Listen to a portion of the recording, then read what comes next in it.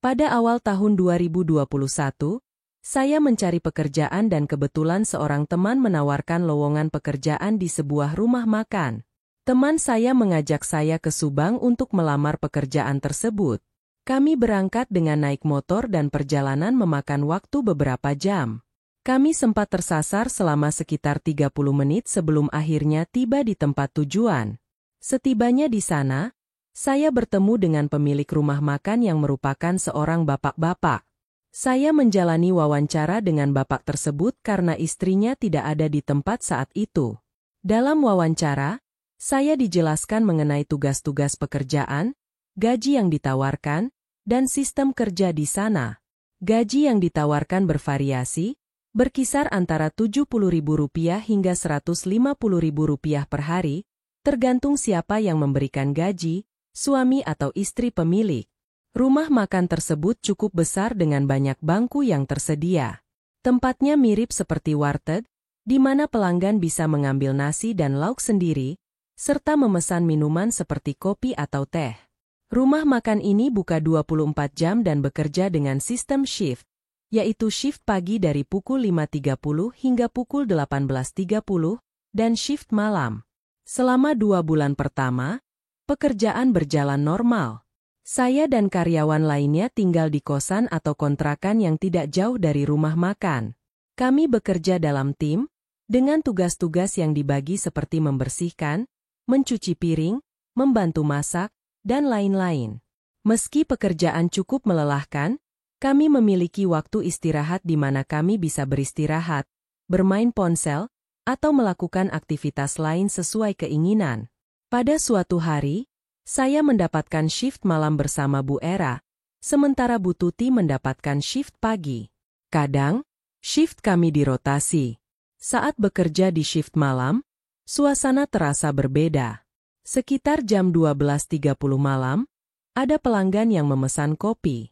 Setelah saya buatkan kopi tersebut dan membawanya ke meja pelanggan, ternyata orangnya sudah tidak ada.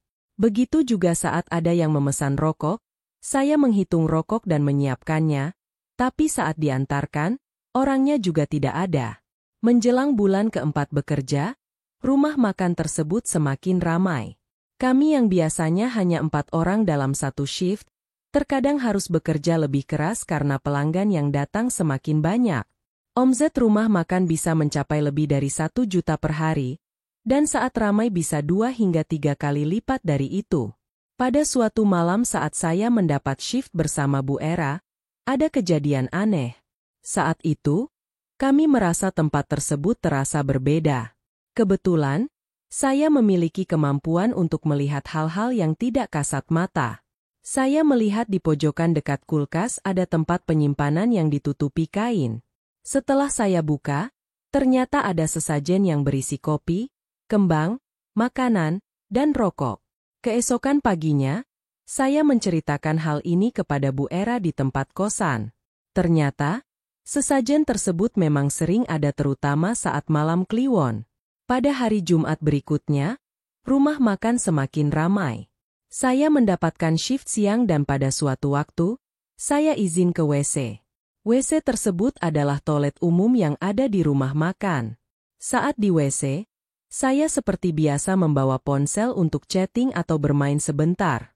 Tiba-tiba, di pojokan WC, saya melihat seekor ular kobra. Saya sangat terkejut dan bingung, karena jika saya bangun, ular itu mungkin akan bergerak mendekati saya. Dalam kepanikan, saya menelepon Bu Era. "Bu, sini dong di WC, ada ular," kata saya dengan suara gemetar. Bu Era datang bersama petugas WC, dan ketika mereka membuka pintu WC, saya keluar dengan cepat, tetapi ularnya sudah tidak ada.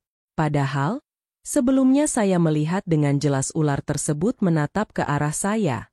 Kami mencari ular tersebut, tetapi tidak menemukannya. Ular itu menghilang dengan sangat cepat, seolah-olah lenyap begitu saja. Beberapa hari kemudian, sekitar seminggu setelah kejadian itu, pada malam Rebo Kliwon, saya kembali mendapatkan shift malam. Pemilik rumah makan sedang memasak, dan saya membantu mengiris-iris bahan masakan. Dari kejauhan, Saya melihat pemilik rumah makan memasukkan sesuatu ke dalam kantong putih yang diikat di bagian atasnya. Dia memasukkan kantong tersebut ke dalam panci sayur sop atau sayur asem yang sedang dimasak, sambil mengaduk-aduk dan mengucapkan sesuatu seperti mantra. Saat dia melihat saya, pemilik rumah makan segera menyembunyikan kantong tersebut. Bu Tuti, yang juga bekerja di situ, mengalihkan perhatian saya dengan berbicara kepada pemilik. Setelah itu, Bu Tuti meminta saya untuk membersihkan area depan rumah makan, menyapu dan mengepel lantai. Saya melakukan tugas tersebut sampai pekerjaan selesai. 2 minggu kemudian, saya kembali mendapatkan shift malam. Suasana malam itu sangat berbeda, terasa lebih dingin dan mencekam. Semua kejadian aneh yang saya alami di tempat itu membuat saya merasa tidak nyaman bekerja di sana. Pada suatu hari, saya mengalami kejadian aneh saat masuk ke dapur rumah makan. Di pojokan dekat kulkas, saya melihat sosok perempuan berambut panjang yang hanya terlihat sebelah saja, mirip dengan kuntilanak. Sosok itu hanya berdiri dan melotot ke arah saya tanpa berbicara atau bergerak. Karena sudah terbiasa dengan hal-hal seperti itu, saya tidak merasa takut dan melanjutkan pekerjaan saya di dapur untuk membersihkan dan mengiris bahan masakan. Seminggu kemudian, setelah libur pada Sabtu dan Minggu, saya kembali mendapatkan shift malam pada hari Senin. Suasana di rumah makan malam itu terasa sangat berbeda. Meskipun rumah makan tetap ramai dengan pelanggan yang mengambil makanan dan membayar, suasananya sangat sunyi.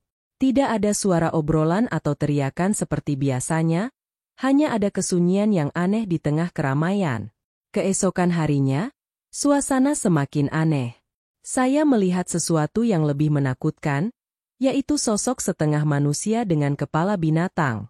Namun, tidak ada orang lain yang melihat atau menyadari keberadaan sosok tersebut. Malam itu, saya bekerja bersama Bu Era, Bu Tuti, dan seorang karyawan lainnya yang namanya tidak saya ketahui. Meskipun melihat hal yang menakutkan, saya tidak panik karena sudah terbiasa dengan pengalaman-pengalaman aneh. Beberapa hari kemudian, saat bekerja lagi, Bu Era tiba-tiba berkomentar bahwa ia mencium bau melati. Ini aneh karena biasanya hanya saya yang bisa mencium bau-bau seperti itu. Kami melanjutkan pekerjaan dengan suasana yang sedikit tegang karena bau melati tersebut seringkali dikaitkan dengan kehadiran makhluk halus. Kejadian-kejadian aneh ini membuat pengalaman bekerja di rumah makan tersebut menjadi semakin tidak nyaman. Semua hal aneh yang saya alami, dari melihat kuntilanak hingga sosok setengah manusia, ditambah dengan suasana sunyi di tengah keramaian, membuat saya merasa terganggu. Saya mengalami kejadian yang lebih menakutkan saat di WC rumah makan. Ketika baru membuka pintu WC, saya langsung melihat ular yang sangat besar dan panjang berdiri di hadapan saya. Ular itu lebih besar daripada yang sebelumnya saya lihat. Saya langsung terkejut dan berteriak memanggil Mamang, petugas yang biasa membersihkan WC. Mamang segera datang dan bertanya, "Kenapa, Dek?" Saya menjawab, "Ada ular, Mang." Saat Mamang membuka pintu WC dan memeriksa di dalamnya, ular tersebut sudah tidak ada lagi. Kejadian melihat ular ini sudah terjadi 2 kali.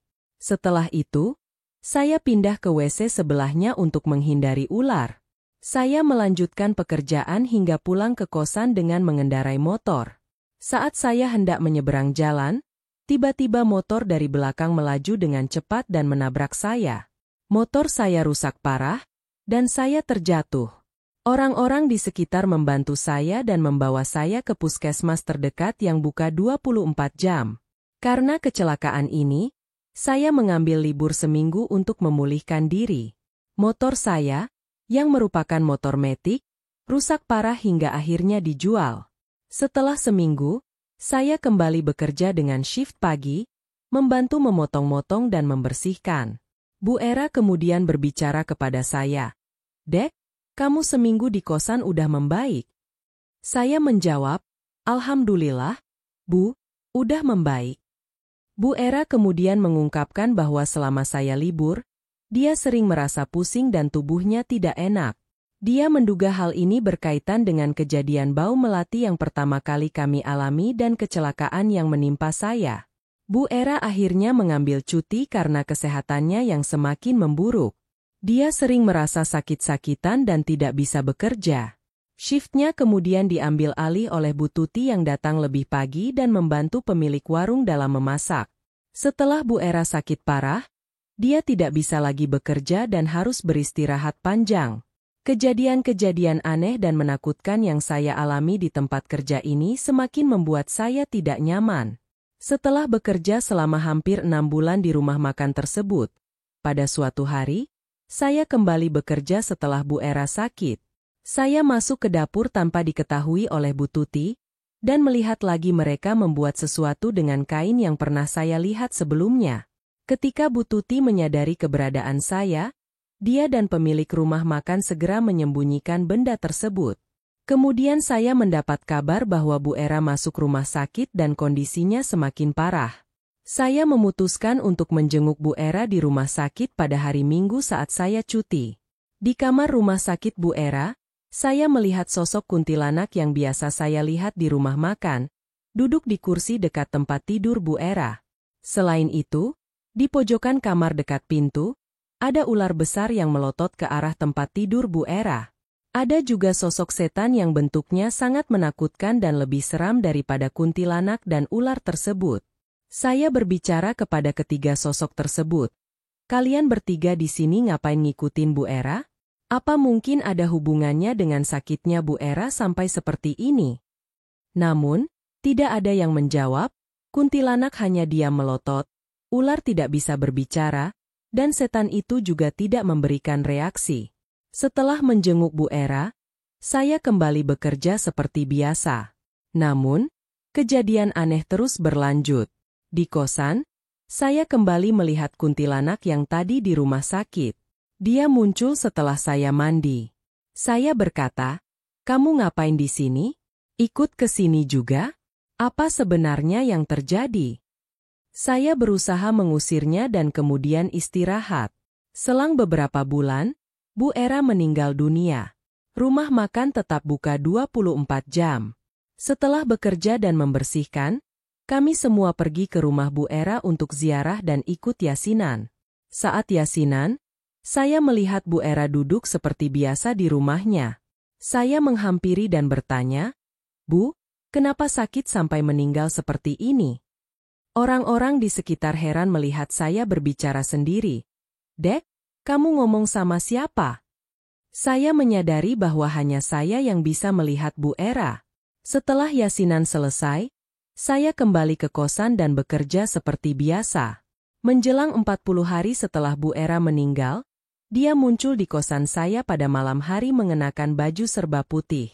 Dia meminta saya untuk menyampaikan kepada keluarganya bahwa kematiannya ada hubungannya dengan pemilik rumah makan. Bu Era mengatakan bahwa pemilik rumah makan itu melakukan sesuatu yang menyebabkan kematiannya. 3 hari setelah penampakan Bu Era, saya memberanikan diri berbicara dengan pemilik rumah makan. Awalnya saya takut, tetapi akhirnya saya mengumpulkan keberanian. Saya pertama-tama berbicara dengan Bu Tuti, tetapi dia tidak mau menjawab apapun. Lalu, saya mendekati pemilik rumah makan yang sedang menghitung uang. "Pak, maaf, saya numpang tanya. Soalnya saya digangguin terus," kataku. Pemilik rumah makan terlihat kaget dan bertanya, "Digangguin bagaimana?" Saya menjelaskan semua kejadian aneh yang saya alami dan bagaimana Bu Era muncul dan meminta saya untuk menyampaikan pesan kepada keluarganya. Pemilik rumah makan terdiam sejenak, lalu berkata, "Dek, ini bukan hal yang mudah untuk dijelaskan. Ada banyak hal yang kamu mungkin tidak tahu tentang tempat ini." Setelah pembicaraan tersebut, saya merasa sedikit lega meskipun banyak pertanyaan yang masih belum terjawab. Saya tetap bekerja sambil berharap kejadian-kejadian aneh tersebut tidak terus mengganggu. Namun, pengalaman ini mengajarkan saya banyak hal tentang keberanian dan menghadapi hal-hal yang tidak kasat mata. Selama beberapa malam setelah Bu Era meninggal, saya terus didatangi oleh arwah Bu Era di kosan. Saat saya menceritakan hal ini kepada pemilik rumah makan, mereka merespons dengan sikap skeptis, bahkan menuduh saya mengada-ada. Hal ini membuat saya semakin yakin bahwa ada sesuatu yang tidak beres. Saya kembali bekerja seperti biasa, tetapi 5 hari kemudian, saya mencoba berbicara dengan istrinya pemilik rumah makan sambil membantu di dapur. Ibu, permisi, saya mau nanya sesuatu. Beberapa hari yang lalu saya nanya sama Pak, tapi dia malah langsung pergi. Kataku, tanya apa dek? Tanya istrinya sambil masak. Saya digangguin terus sama Bu Era. Dia bilang kematiannya ada hubungannya dengan setan-setan di rumah makan ini. Jawabku. Istrinya terlihat terkejut dan berkata, ngada-ngada saja kamu ini, di sini tidak ada setan. Percakapan kami terhenti karena saya disuruh membersihkan area depan oleh Bu Tuti. Bulan ke-9, arwah Bu Era semakin sering muncul dengan wajah yang semakin marah. Suatu malam, ketika saya mendapatkan shift malam, saya melihat arwah Bu Era di rumah makan, kali ini dengan ekspresi marah. Kuntilanak yang biasanya ada di sekitar rumah makan kini berada di depan bersama arwah Bu Era. Arwah Bu Era terlihat seperti sedang mencari-cari penyebab kematiannya. Bu, ngapain di sini? Tenang saja, saya akan bantu kirim doa, kataku, mencoba menenangkan. Arwah Bu Era tampak semakin marah dan menakutkan. Hal ini membuat saya semakin khawatir. Ketika pemilik rumah makan, yang sedang menghitung uang, melihat arwah Bu Era, dia langsung lari ke dapur dengan ekspresi ketakutan. Dia terlihat semakin ketakutan setiap malamnya, diteror oleh arwah Bu Era. Setelah 4 hari berturut-turut diteror, pemilik rumah makan mendatangi saya dengan wajah yang pucat dan lelah. Tiara, aku mau ngomong sesuatu, tapi kamu jangan bilang ke siapa-siapa. Ya, katanya. Saya merasa khawatir dan penasaran dengan apa yang akan dia katakan. Apa yang ingin Bapak sampaikan? Tanyaku. Pemilik rumah makan mengambil napas dalam-dalam sebelum berkata, sebenarnya, ada sesuatu yang memang tidak beres di sini. Bu Era meninggal bukan karena sakit biasa. Ada hal-hal yang dilakukan di sini yang mungkin membuat arwahnya tidak tenang. Apa maksud Bapak? Tanyaku dengan penasaran. Selama ini, kami memang melakukan beberapa ritual untuk menjaga rumah makan ini tetap ramai. Tapi sepertinya, ada yang salah dengan salah satu ritual itu. Jelasnya, saya terdiam, mencoba mencerna informasi yang baru saja saya dengar. Semua kejadian aneh, penampakan arwah Bu Era, dan perubahan sikap pemilik rumah makan mulai masuk akal. Saya tahu bahwa ini adalah sesuatu yang serius dan harus diselesaikan untuk kebaikan semua orang yang terlibat. Saya berjanji untuk tidak memberitahu siapapun tentang percakapan ini, tetapi dalam hati saya bertekad untuk mencari cara agar arwah Bu Era bisa tenang dan masalah ini bisa diselesaikan. Saya tahu bahwa ini bukan tugas yang mudah. Tetapi saya siap menghadapi apapun yang diperlukan untuk membantu arwah Bu Era dan mengungkap kebenaran. Setelah beberapa hari diteror oleh arwah Bu Era, akhirnya pemilik rumah makan, Pak Iman, mendatangi saya. Kenapa Bapak diteror sama arwahnya Bu Era? Emang Bapak bisa lihat Bu Era? Tanyaku. Pak Iman terlihat gelisah dan akhirnya berkata, saya tidak tahu, tapi beberapa hari ini Bapak diteror terus sama Bu Era. Saya mendesaknya untuk mengungkapkan masalah yang sebenarnya. Akhirnya, kami memutuskan untuk berbicara di tempat yang lebih jauh dari rumah makan agar tidak terdengar oleh orang lain. Bu Era dijadikan tumbal penglaris rumah makan ini, kata Pak Iman dengan wajah penuh penyesalan. Saya terkejut dan marah. Kenapa harus karyawan, Pak? Kalau tidak ada karyawan, siapa yang akan bantu Bapak? Pak Iman menjelaskan bahwa dia memilih Bu Era karena Bu Tuti tahu masalah ini dan tidak bisa dijadikan tumbal. Bapak tidak mau diteror terus tiap malam setiap kali istirahat, saya digangguin sama arwahnya Bu Era. Saya mencoba memberi solusi. Pak, mungkin Bapak harus berbicara dengan keluarganya Bu Era dan jujur tentang apa yang terjadi. Pak Iman ragu. Tidak mungkin, Bapak bisa kena masalah besar kalau ngomong kayak gitu di depan keluarganya. Bisa-bisa Bapak mati di tangan mereka. Akhirnya, setelah berdebat panjang, saya berhasil meyakinkan Pak Iman bahwa ini adalah satu-satunya cara untuk menghentikan teror arwah Bu Era. Beberapa hari kemudian, Pak Iman memutuskan untuk mengunjungi keluarga Bu Era. "Tiara, temani Bapak ke rumahnya Bu Era," pintanya. Kami berangkat bersama-sama naik motor ke rumah Bu Era. Setibanya di sana, kami disambut oleh keluarga Bu Era dan suaminya. Setelah berbasa-basi, Pak Iman mulai berbicara. "Bu, saya mau jujur tentang kematian Bu Era," kata Pak Iman dengan suara gemetar. "Hah? Maksudnya gimana?" tanya salah satu anggota keluarga. "Maaf sekali, Bu Era sudah jadi tumbal saya untuk penglaris rumah makan ini," jawab Pak Iman dengan wajah penuh penyesalan. Keluarga Bu Era langsung marah dan emosi. Mereka tidak terima Bu Era meninggal karena cara seperti itu. Di tengah-tengah emosi yang memuncak, Pak Iman hampir dihajar oleh anggota keluarga. Saya mencoba menenangkan situasi, mencoba menjelaskan dan mengademkan suasana. Setelah sekitar 1 jam, suasana mulai mereda dan kami bisa berbicara secara kekeluargaan. Keluarga Bu Era akhirnya sepakat untuk melakukan ziarah bersama ke makam Bu Era. Beberapa hari kemudian, kami semua pergi ziarah dan mendoakan Bu Era. Setelah ziarah, suasana di rumah makan menjadi lebih tenang. Namun, pada malam hari, di kosan, arwah Bu Era masih muncul. "Bu, bukannya masalah sudah selesai? Bu Era ngapain di sini lagi?" tanyaku. "Ayo Dak. Terima kasih." "Ya, tapi ibu masih belum tenang sepenuhnya. Ibu mau minta didoakan lagi oleh Tiara," jawab arwah Bu Era. Saya mengirim doa lagi untuk Bu Era. Setelah itu, arwah Bu Era mulai menghilang sedikit demi sedikit hingga akhirnya tidak muncul lagi di kosan atau rumah makan. Namun, masalah belum sepenuhnya selesai. Kuntilanak yang biasa muncul di rumah makan kini mulai cekikikan tiap malam, membuat pengunjung takut dan rumah makan semakin sepi.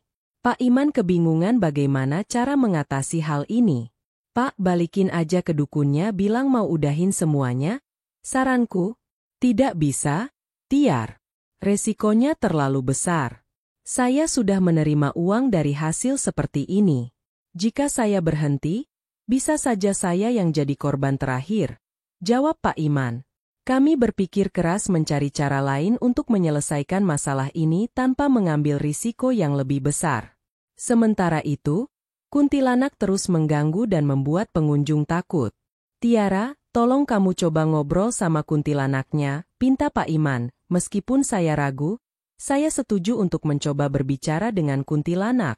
Suatu malam, saya menunggu kuntilanak muncul dan mencoba berkomunikasi dengannya. "Kamu mau apa sebenarnya? Kenapa terus mengganggu rumah makan ini?" tanyaku. Kuntilanak hanya tertawa cekikikan tanpa memberikan jawaban yang jelas. Namun, saya tidak menyerah. Saya terus mencoba berbicara dengannya setiap malam, berharap mendapatkan petunjuk atau jawaban yang bisa membantu menyelesaikan masalah ini. Akhirnya, satu malam kuntilanak berbicara, "Aku tidak bisa pergi karena ada janji yang belum terpenuhi." Saya merasa sedikit lega mendapatkan jawaban ini. "Janji apa? Bagaimana kita bisa membantu supaya kamu bisa pergi dengan tenang?" Kuntilanak menjelaskan bahwa ada janji yang dibuat oleh dukun kepada arwahnya, yang belum dipenuhi. Kami menyadari bahwa satu-satunya cara untuk menghentikan gangguan ini adalah dengan memenuhi janji tersebut, atau mencari cara lain untuk membebaskan arwah kuntilanak. Saya membawa informasi ini kepada Pak Iman dan bersama-sama kami mencari cara untuk memenuhi janji atau mengatasi masalah ini secara spiritual, dengan bantuan orang-orang yang paham tentang hal-hal gaib. Kami berusaha sekuat tenaga untuk mengembalikan kedamaian di rumah makan dan menjalani hidup dengan lebih tenang. Saya menyarankan, "Pak, ayo kita ke Ibu Wati, ahli spiritual yang bisa bantu menyelesaikan masalah ini." Pak Iman setuju. Dan 2 hari kemudian setelah selesai bekerja, kami pergi ke rumah Ibu Wati. Kami menunggu sekitar 3 jam sebelum bisa bertemu dengannya karena ada pasien lain. Setelah masuk, Pak Iman menjelaskan keinginannya untuk mengakhiri semua gangguan gaib dan meminta bantuan Ibu Wati. Ibu Wati mendengarkan dengan serius dan berkata, "Saya bisa bantu. Saya akan datang ke rumah makan untuk mengambil semua benda gaib dan memberikan air suci untuk mandi. Saya juga butuh kain yang biasa kamu pakai untuk memasak yang berisi jimat dan rambut. Kita akan kirimkan kembali ke dukunnya. Ibu Wati juga meminta Pak Iman untuk menyiapkan botol kaca untuk menampung setan-setan yang akan diambil. 2 hari kemudian, Ibu Wati datang ke rumah makan bersama saya dan Pak Iman. Dengan keahliannya, Ibu Wati mengambil semua sesajen dan benda gaib, memasukkan kuntilanak ke dalam botol kaca, dan memberikan air suci untuk mandi. Saya juga akan memberikan doa-doa yang harus kamu bacakan setelah sholat. Pak, Bapak harus mandi dengan air suci ini terlebih dahulu, kata Ibu Wati sambil menyerahkan botol air suci dan kertas berisi doa-doa. Setelah semua ritual selesai, Ibu Wati mengatakan, nanti kalau malam ada kejadian aneh, kabari saya. Itu mungkin karena dukunnya tidak terima transaksi dibatalkan. Malam itu, Pak Iman menelepon saya dengan suara panik. Tiara, cepat ke sini. Di rumah makan ada yang aneh. Tadi lampu di WC pecah, terus diganti lampu di tempat masak pecah, dan sekarang lampu di depan pecah. Saya segera pergi ke rumah makan dan menemukan kain kafan di dekat pintu masuk. Pak, ini kain kafan.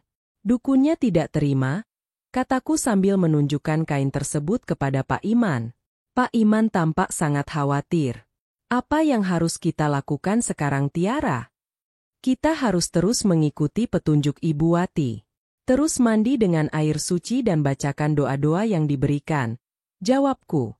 Kami kembali ke rumah makan dan membersihkan semua pecahan lampu. Pak Iman terus mengikuti instruksi dari Ibu Wati, mandi dengan air suci dan membaca doa-doa setiap hari. Saya juga membantu menjaga rumah makan dan memastikan semuanya berjalan lancar. Beberapa hari kemudian, Ibu Wati datang lagi untuk memastikan semuanya baik-baik saja. Tiara, Pak Iman, apakah masih ada gangguan? Tanyanya. Sampai sekarang, setelah kita melakukan semua yang Ibu Wati sarankan, gangguan mulai berkurang, jawabku. Ibu Wati tersenyum dan berkata, bagus. Terus lakukan apa yang sudah saya sarankan. Saya juga akan memberikan perlindungan tambahan untuk rumah makan ini. Dengan bantuan Ibu Wati, gangguan gaib di rumah makan mulai menghilang. Kuntilanak tidak lagi muncul dan suasana rumah makan kembali normal. Pengunjung mulai berdatangan lagi dan bisnis kembali berjalan lancar. Pak Iman sangat berterima kasih kepada saya dan Ibu Wati atas bantuan yang diberikan. Terima kasih banyak. Tiara, kamu sudah banyak membantu Bapak. Semoga rumah makan ini bisa terus berjalan dengan baik tanpa gangguan lagi, katanya.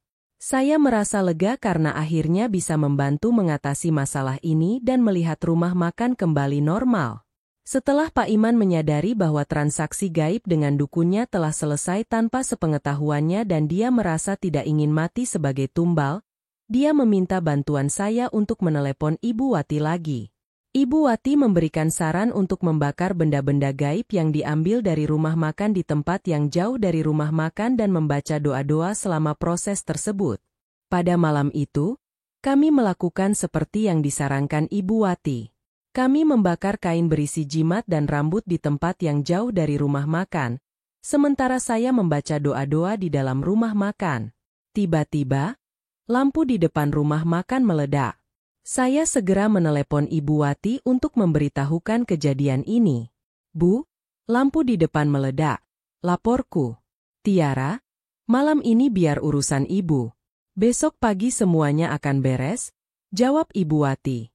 Keesokan paginya, Ibu Wati menelepon lagi, Tiara, semuanya sudah beres. Dukun itu sudah kalah. Saya segera memberitahu Pak Iman, Pak, semuanya sudah beres, dukun itu sudah kalah. Kalau Bapak mau rumah makannya laris lagi, banyakin doa dan sholat. Jangan pakai dukun-dukunan lagi. Tumbal cukup satu saja, jangan ada yang lain. Pak Iman terlihat lega. Maaf ya, Tiara. Ini semua juga karena Bu Tuti yang menawari saya untuk melakukan pesugihan ini. Sekarang, saya akan berusaha lebih baik. Saya merasa lega bahwa masalah ini sudah selesai, tapi saya juga merasa tidak nyaman bekerja di tempat yang pernah mengalami kejadian seperti ini. Pak, mulai besok Tiara nggak bisa kerja lagi di sini. Tiara mau mencari tempat yang lebih nyaman, kataku. Pak Iman terkejut, kenapa? Tiara? Kan kita udah selesaikan semuanya. Saya takut kejadian ini terulang lagi, Pak. Saya butuh ketenangan, jawabku. Saya pamit dari rumah makan dan kembali ke rumah. Keluarga Bu Era meminta kompensasi sebesar 1 miliar rupiah sebagai ganti rugi. Pak Iman tidak sanggup membayar sebesar itu dan negosiasi akhirnya disepakati setengahnya, yaitu 500 juta rupiah. Pak Iman menjual tanah dan kontrakan untuk mengumpulkan uang tersebut dan akhirnya bisa membayar kompensasi kepada keluarga Bu Era. Setelah semua selesai, tidak ada lagi tuntutan dari keluarga Bu Era. Saya merasa lega karena masalah ini akhirnya selesai.